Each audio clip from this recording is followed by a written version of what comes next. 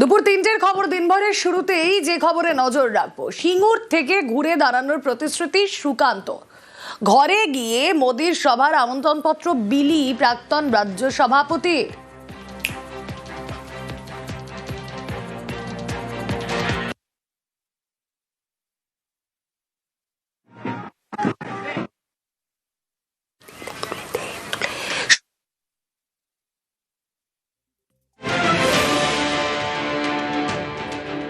এনডিএর নেত্রী ছিলেন হচ্ছে মমতা বন্দ্যোপাধ্যায়। তো মমতা বন্দ্যোপাধ্যায় একটা সিদ্ধান্ত নিয়েছে, আমাদের সেই সিদ্ধান্ত অনুসারে আমাদের পাশে দাঁড়াতে হয়েছিল। এই সিঙ্গুর থেকে মমতা বন্দ্যোপাধ্যায়ের উত্থান হয়েছিল, নরেন্দ্র মোদীর হাত ধরে এই সিঙ্গুর থেকেই মমতা বন্দ্যোপাধ্যায়ের পতন হবে।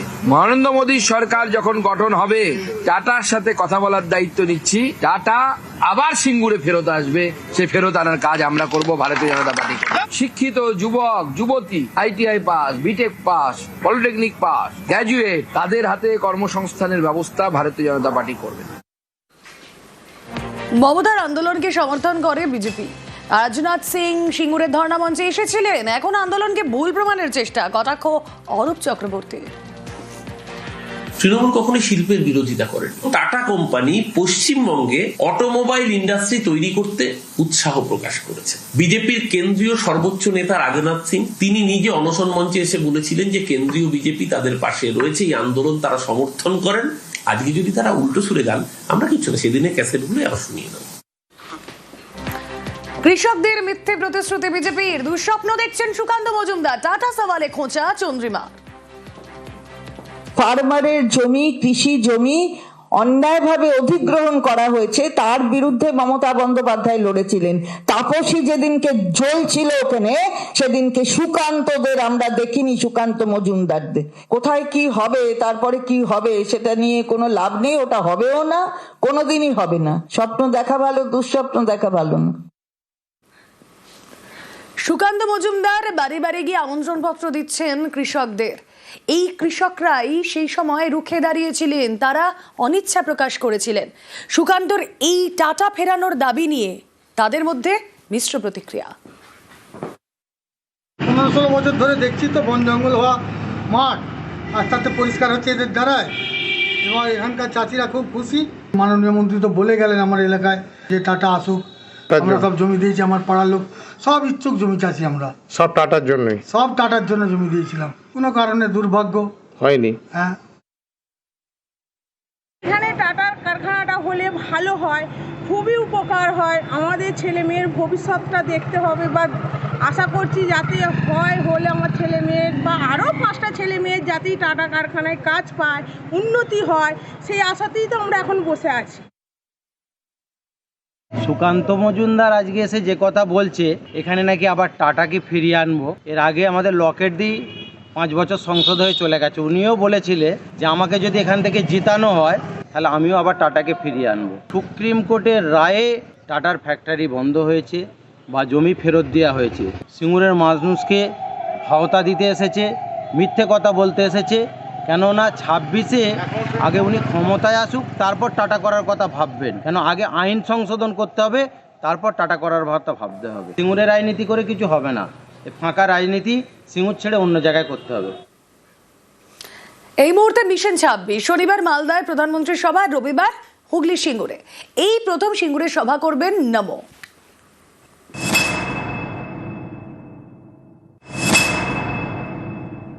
बीजेपी सरकार आने के बाद कुछ ही वर्षों में पश्चिम बंगाल देश के टॉप इंडस्ट्रियल राज्यों में से एक बन सकता है, ये मेरा दृढ़ विश्वास है।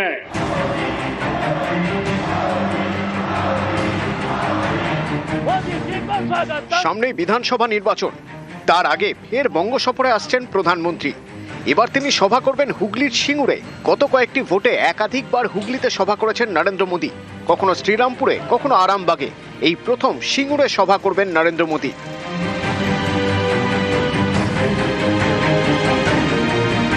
সিঙ্গুর ঘিরে একসময় তোলপাড় হয়েছে দেশের রাজনীতি। সিঙ্গুরে ন্যানো কারখানা তৈরি করতে চেয়েছিল টাটারা, জোর করে কৃষকদের জমি দখলের অভিযোগ তুলে আন্দোলনে নামে তৃণমূল। আদালতে চলে জমির লড়াই, শেষমেশ আদালতের নির্দেশে সিঙ্গুর ছাড়তে হয় টাটাদের। সিঙ্গুরের সেই প্রস্তাবিত কারখানার জমিতেই আগামী রবিবার সভা করবেন নরেন্দ্র মোদী, যা অত্যন্ত তাৎপর্যপূর্ণ। কারণ অনেকেরই ধারণা এই সিঙ্গুরের মঞ্চ থেকেই তৃণমূলের গায়ে শিল্প বিরোধী তকমা সেঁটে দেওয়ার চেষ্টা করবেন নরেন্দ্র মোদী। একই সঙ্গে বোঝানোর চেষ্টা করবেন বিজেপি জিতলে বাংলায় লোক নিয়ে আসবে, শিল্প হবে, কর্মসংস্থান হবে। आप यहाँ 2026 में भाजपा सरकार बनाइए, हम बंगाल को डॉक्टर श्यामा प्रसाद मुखर्जी के सपनों का बंगाल बनाएंगे। बंद पड़े कारखाने फिर से खुलेंगे, नया निवेश और नए कारखाने लगेंगे, इंडस्ट्रियल हब बनेगा। ये भाजपा का संकल्प है। विकसित बांग्ला, मोदीर गारंटी।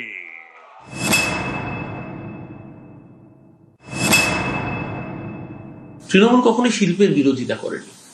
গায়ের জোরে অনিচ্ছুক কৃষকের উর্বরা 3 ফসলি জমি কেড়ে নেওয়ার বিরুদ্ধে আন্দোলনটা ছিল, এবং সেদিনকে যে আমাদের লড়াই সঠিক ছিল সুপ্রিম কোর্টের ডিভিশন বেঞ্চ প্রমাণ করেছিল তার ঐতিহাসিক রায় দিয়ে। তারপরে যখন টাটার ফ্যাক্টরি গুজরাটের সানন্দে চলে গেল, মাথায় রাখতে হবে সানন্দে কিন্তু ন্যানো প্রোডাকশন বন্ধ হয়ে গেছে, বরং উল্টে টাটা মোটরসের বর্তমান যিনি এমডি তিনি এই কদিন আগে বামেরা যেদিনকে ধর্মঘট ডেকেছিল সেই ধর্মঘটের দিনই নবান্নে গেলেন মুখ্যমন্ত্রী মমতা ব্যানার্জিকে মিট করতে। নরেন্দ্র মোদী আসছেন পলিটিক্যাল ডিভিডেন্ড গুলোতে। 18ই জানুয়ারি সিঙ্গুরের মঞ্চ থেকে একাধিক ট্রেনের উদ্বোধনও করবেন প্রধানমন্ত্রী, যার মধ্যে রয়েছে হাওড়া থেকে দিল্লি আনন্দ বিহার পর্যন্ত অমৃত ভারত এক্সপ্রেস, শিয়ালদা বেনারস অমৃত ভারত, সাঁতরাগাছি তাম্বারাম অমৃত ভারত, জয়রামবাটি মায়াপুর লোকাল ট্রেন। ভোটের বাংলায় এতগুলো ট্রেন উদ্বোধনও তাৎপর্যপূর্ণ। নিউজ 18 বাংলা। শুভেন্দু অধিকারীকে থানায় তলব। শুভেন্দুকে চাঁচল থানায় হাজিরার নোটিশ। কারণ চাঁচলের সভায় 2রা জানুয়ারি তিনি প্রসূন বন্দ্যোপাধ্যায়কে আক্রমণ করেছেন। চাঁচল থানায় তাই শুভেন্দু অধিকারীর বিরুদ্ধে অভিযোগ প্রসূনের। কথা বলবো, সেবক দীপ শর্মা রয়েছেন সঙ্গে। সেবক, দেখো, গত 2 জানুয়ারি কলম বাগান চাঁচলের সেখানে সভা করেন শুভেন্দু অধিকারী। সেই সভাতে তার যে বক্তব্য, সেই বক্তব্যের বেশ কিছু অংশ আপত্তিকর এমনটাই অভিযোগ তুলে থানায় অভিযোগ দায়ের করেছিলেন প্রসূন বন্দ্যোপাধ্যায়, অবসরপ্রাপ্ত আইপিএস এবং তৃণমূলের মালদার সহসভাপতি। এই ঘটনায় মামলা রুজু করে পুলিশ এবং এই ঘটনাতেই নোটিশ পাঠানো হয়েছে শুভেন্দু অধিকারীকে 7 দিনের মধ্যে তদন্তে সহযোগিতা করার জন্য। তাকে চাঁচল থানায় সহযোগিতা করতে হাজির হওয়ার জন্য বলা হয়েছে। আর এই নিয়ে এই মুহূর্তে কিন্তু হইচই পড়েছে রাজনৈতিক মহলে। ওকে, ঠিক কি বলেছিলেন 2রা জানুয়ারি সেই সভা থেকে শুভেন্দু অধিকারী, শুনুন। আপনি জানেন খগেনদাকে হারিয়ে দিত একটা দুর্নীতিগ্রস্ত পুলিশ অফিসার। বালুর ঘাটে গেলে সবাই বলে চরিত্রহীন প্রসূন। তিনি এখন নেতা হয়েছেন। সেদিন খগেন মুর্মুর কাউন্টিং এজেন্টদেরকে কাউন্টিং এর আগের দিন এই প্রসূন এটা ডাকাত লম্পট চরিত্রহীন ইয়াসিনকে নিয়ে গিয়ে লুট করতে গেছিল, রুখে দিয়েছিল কেন্দ্রীয় বাহিনী। উদ্দেশ্য প্রণোদিতভাবে মামলা করা হয়েছে এমনটা বলছেন সুকান্ত মজুমদার। পলিটিক্যাল মঞ্চ থেকে বলা একটা বিষয়, এটাকে নিয়ে মামলা কেউ করতেই পারে, সেটা হচ্ছে কোর্টে গিয়ে আমার সম্মানহানি হয়েছে এই মামলা কেউ করতে পারে, কিন্তু পুলিশের কাছে এই এফআইআর কেন করা হলো, তার উদ্দেশ্য কি বোঝা যাচ্ছে। এবং যেহেতু একসময় যে ব্যক্তি সম্পর্কে বলা হয়েছে সেই ব্যক্তি মালদা সহ এই বিস্তীর্ণ এলাকায় ডিআইজি ছিলেন, আমার মনে হচ্ছে তার পুরনো পদের তিনি অপব্যবহার করছেন। যে কেউ পুলিশে অভিযোগ করতেই পারে এমনটাই বলছেন জয়প্রকাশ মজুমদার। সুকান্ত মজুমদার একটু পড়াশোনা করেছেন জীববিদ্যা নিয়ে। তিনি ভারতীয় আইনের পরিধি নিয়ে হঠাৎ এত মাথা ঘামাতে শুরু করলেন কেন? ডিআইজি ছিলেন বলে শুভেন্দু অধিকারীর অধিকার হয়েছিল তাকে অপমান করার। অপমান করবেন, তারপর আমি ডিআইজি ছিলাম তাই পুলিশ অভিযোগ করতে পারবো না? এটা কি ধরনের কথা? যে কোনো নাগরিক পুলিশে অভিযোগ করতে পারে, পুলিশ সেটা তদন্ত করে কোর্টে পেশ করবে, কোর্ট তারপর দেখবে। এটা সুকান্ত মজুমদারের আন্দোলনেরই বা দরকার কি? গম্ভীর মুখে অদ্ভুত বাজে কথা বলারই বা দরকার কি? কল্যাণীর এসডিও অফিসের ছবিটা একবার আপনারা দেখুন। ব্যাপক উত্তেজনা, বিধায়ক অম্বিকা রায় সেখানে পৌঁছতেই তাকে ঘিরে বিক্ষোভটা ঠিক কেন? কল্যাণীর বিজেপি বিধায়ককে ঘিরে বিক্ষোভ এবং অভিযোগ এটাই ভোটারদের নামবাদের ফর্ম জমার চেষ্টা তিনি করেছেন, আর তারপরই বিধায়ক অম্বিকা রায় পৌঁছতেই বিক্ষোভ।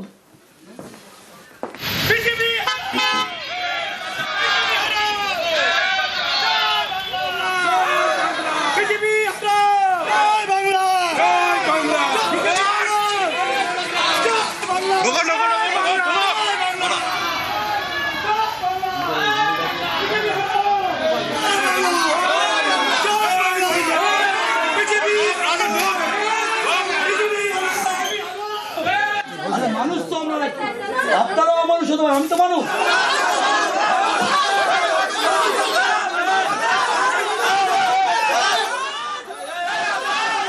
অম্বিকা রায়কে ঘিরে বিক্ষোভ, স্লোগান। কথা বলবো প্রতিনিধি রঞ্জিত রয়েছেন সঙ্গে। রঞ্জিত, কি অভিযোগ তার জন্য এই বিক্ষোভ দেখাচ্ছেন ওখানে যারা উপস্থিত সকলে?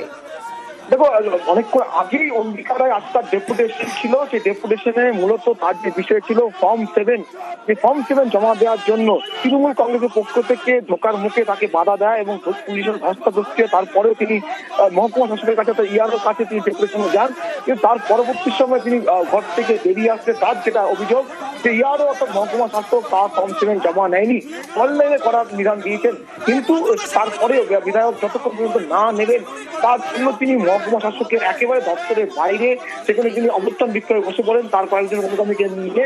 এরপরে কিছুক্ষণ আগে তৃণমূলের একটি প্রতিনিধি দল তারা ইয়ারোর কাছে মহকুমা শাসকের ঢোকার চেষ্টা করলে সেই সময় তাদের সাথে বাদানুবাদ শুরু হয় এবং ইতিমধ্যেই দেখতে পাচ্ছে যে ছবি দুপক্ষই কিন্তু পাল্টা স্লোগান চলছে এবং প্রায় উত্তেজনা পরিবেশ তৈরি হয়েছে। এখনো পর্যন্ত উত্তেজনা রয়েছে, পুলিশ রয়েছে, তার মধ্যেও কিন্তু উত্তেজনা চলছে এবং তৃণমূলের প্রতিনিধি অপেক্ষা করছে তারা মহকুমা শাসকের সাথে দেখা করবেন। যদি অম্বিকা রায় তার সিদ্ধান্তে অনড়, তিনি সেখানে বসে রয়েছেন, তার যেটা দাবি গেলে তার পাশ দিয়ে যেতে তিনি জায়গা করে দিচ্ছেন, কিন্তু তৃণমূল কংগ্রেসের দাবি করা হচ্ছে তারা এইভাবে যাবেন না। এই নিয়ে কিন্তু দুপক্ষের মধ্যে এই মুহূর্তে উত্তেজনা পরিবেশ তৈরি হচ্ছে। বাইরে যেমন স্লোগান দিয়ে তৃণমূল কংগ্রেস সমর্থকরা, অন্যদিকে একেবারে অফিসের বাইরে অভিযোগটা ঠিক কি একবার শুনবো। মানুষ দেখবে, মানুষের কথা আছে কিনা মানুষ দেখবে।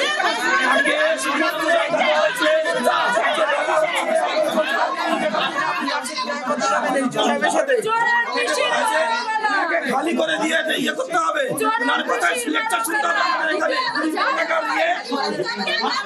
ওনার লেকচার শুনতে হবে আমাদেরকে। আমি এখানকার বিধান, আমার যতটুকু পারমিশন লিমিট, আমরা সেই লিমিট অনুযায়ী আমরা এখানে কিনে রেখেছে। আমাদের কাছে এটা খবর আছে, এখানকার বিধায়ক অম্বিকা রায় এই 5 বছরে কোনোদিনও দেখা দেননি। 2-3 দিন হলো বিভিন্ন জায়গায় উনি ঘুরছেন, যাদের ভোটের মাধ্যমে তিনি আজকে বিধায়ক হয়েছেন, ভোটার তালিকা থেকে তাদের নাম কেটে দেওয়ার জন্য চক্রান্ত করছেন। 2500 ভোটারের নাম অলরেডি অভিযোগ করেছেন কাটার জন্য। ওনাদের প্ল্যান আছে 8000 পর্যন্ত, 8000 ভোটারের নাম কাটার। আমরা এটা হতে দেব না।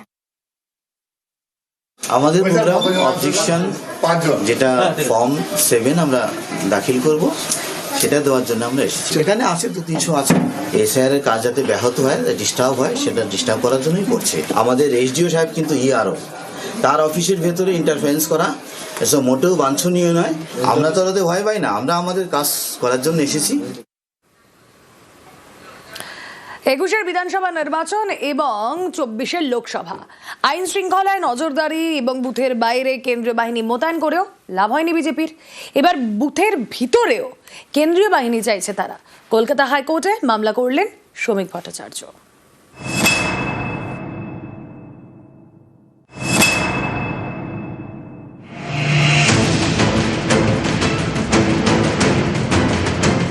2021-এর বিধানসভা নির্বাচন হোক বা 2024-এর লোকসভা ভোট, প্রতিটি ভোটের আগে রাজ্যে আরও বেশি সংখ্যায় কেন্দ্রীয় বাহিনী মোতায়েনের দাবিতে সুর চড়াতে দেখা যায় বিজেপিকে। 26-এর ভোটের আগে তো একেবারে আদালতেই চলে গেলেন রাজ্য বিজেপির সভাপতি শ্রমিক ভট্টাচার্য। তার আবেদন, পশ্চিমবঙ্গে যে 83,000 বুথ রয়েছে তার প্রতিটির 100% নিরাপত্তা সুনিশ্চিত করতে হবে। ভোটের আগে বুথগুলি নিরাপত্তা নিয়ে সমীক্ষা করতে হবে, সেই সমীক্ষার রিপোর্ট খতিয়ে দেখে নিরাপত্তার ব্যবস্থা করতে হবে। শ্রমিকের দাবি, এতদিন বুথ নিয়ে সমীক্ষা করত ম্যাকিনটোশ বার্ন, চুক্তির মেয়াদ শেষ হওয়ায় 6 মাস ধরে তাদের সেই কাজ বন্ধ। অন্য কোনো সংস্থাকে রাজ্য সরকার সমীক্ষার দায়িত্ব দেয়নি। যেহেতু ভোট ঘোষণা হয়নি, তাই বুথ নিয়ে মাথা ঘামানোর এখতিয়ার নেই নির্বাচন কমিশনের। এ বিষয়ে হস্তক্ষেপ করুক কলকাতা হাইকোর্ট, অন্য কোনো সংস্থাকে সমীক্ষার দায়িত্ব দিক। নির্বাচনকে অবাধ এবং শান্তিপূর্ণ করতে গেলে শুধুমাত্র ওই ভোটার লিস্টের এসআইআর করলে চলবে না, বুথকে সুরক্ষিত রাখতে হবে, নজরদারি বাড়াতে হবে। সম্পূর্ণ তাদের নজরদারিতে নিশ্চিদ্র নিরাপত্তার মধ্যে মানুষ ভয়মুক্ত হয়ে যাতে নিজের ভোটাধিকার প্রয়োগ করতে পারেন, সেটা দেখবার দায়িত্ব নির্বাচন কমিশনের। প্রতিবার ভোট এলেই কেন্দ্রীয় বাহিনীর মোতায়েনের রব ওঠে। কখনো দাবি ওঠে ভোটের সময় আরো বেশি বাহিনী চাই, কখনো আবার দাবি ওঠে ভোটের আগেই বাহিনী চাই। পশ্চিমবঙ্গে 2021-এর বিধানসভা ভোটে 1100 কোম্পানির বেশি কেন্দ্রীয় বাহিনী মোতায়েন করা হয়, সংখ্যায় 1 লক্ষেরও বেশি। 2024-এর লোকসভা নির্বাচনে বঙ্গে মোতায়েন কেন্দ্রীয় বাহিনীর সংখ্যা ছিল 1094 কোম্পানি, এক্ষেত্রেও 1 লক্ষের বেশি। বুথের ভেতরে নজরদারির জন্য ওয়েবকাস্টিং এর ব্যবস্থাও ছিল। 21-এর বিধানসভা ভোটে 100%-এর কিছু কম বুথে ওয়েবকাস্টিং ছিল। 24-এর লোকসভা ভোটে 100% বুথে ছিল ওয়েবকাস্টিং। গত লোকসভা ভোটে প্রতিটি বুথের বাইরে কেন্দ্রীয় বাহিনী মোতায়েন করা হয়েছিল। 200 মিটার দূরে রাখা হয়েছিল রাজ্যের পুলিশকে। এরপরেও ভোটের 22 গজে সফল হতে পারেনি বিজেপি। 26-এ আবার বিধানসভা ভোট, এবার বুথের ভেতরেও কেন্দ্র বাহিনী চান দিলীপ ঘোষ। বারবার ডিমান্ড করেছি যে বুথের মধ্যে যাতে সেন্ট্রাল ফোর্স থাকে। তো যদি এটা হয় তাহলে পশ্চিমবাংলার মানুষ যারা ভয়ে ভোট দিতে যান না তারাও দিতে যাবেন, ভোটের পার্সেন্টেজ বাড়বে এবং লোকে নির্ভয়ে ভোট দিতে পারবে। তাহলে টিএমসির পক্ষে টেকা মুশকিল আছে। কেউ বলছেন বুথের ভিতর কেন্দ্রীয় বাহিনী চাই, কেউ বলছেন এখনই বাহিনী নিয়োগ করা হোক। গণতন্ত্রকে হত্যাকারী প্রয়াস ভারতীয় জনতা পার্টি মেনে নেবে না। প্রয়োজনে যদি এখন থেকে কেন্দ্রীয় বাহিনী নামাতে হয়, এখন থেকে কেন্দ্রীয় বাহিনী নামাতে হবে। ভোটের ময়দানে চড়া সুর, এবার আবেদন হাইকোর্টে। ভোটে এর প্রভাব কতটা পড়বে? মাস্টারমশাই ফোন করেছেন, আপনি ঠিক বলেছেন, বুথের মধ্যে সেন্ট্রাল ফোর্স রাখুন, ভোট দেবে পশ্চিমবাংলার যারা ভোটার তারা। তারপরে যদি জিতে আসে টিএমসি তাহলে মানবো, হ্যাঁ, মানুষের জাজমেন্ট। নিউজ 18 বাংলা।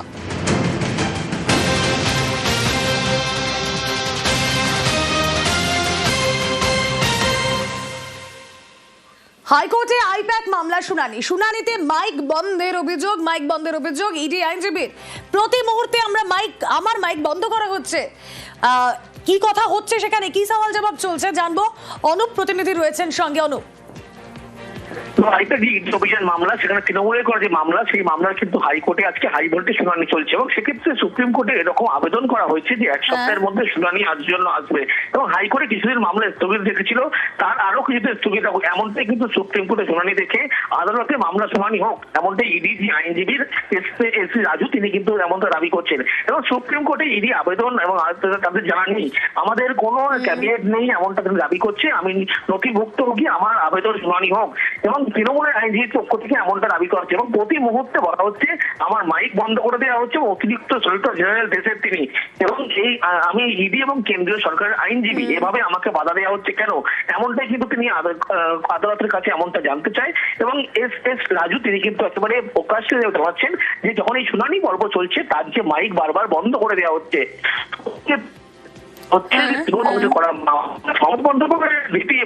যতক্ষণ না বাটি করা হবে ততক্ষণ এই মামলার শুনানি হতে পারে না, এমনটাও কিন্তু ইডির যে আইনজীবী তার পক্ষ থেকে দাবি করা হচ্ছে।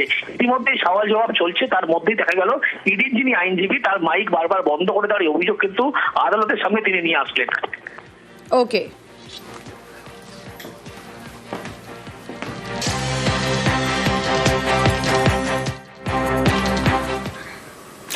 আতঙ্ক বাড়াচ্ছে নিপা ভাইরাস। নিপা সংক্রমণ সন্দেহে হাসপাতালে আরো 2, বেলেঘাটা আইটি হাসপাতালে ভর্তি 2 জন। কথা বলবো প্রতিনিধি অভিজিৎ চন্দ থাকবেন আমাদের সঙ্গে, কিন্তু তার আগে আপনাদেরকে জানিয়ে রাখি নিপা নিয়ে এই মুহূর্তে আতঙ্ক।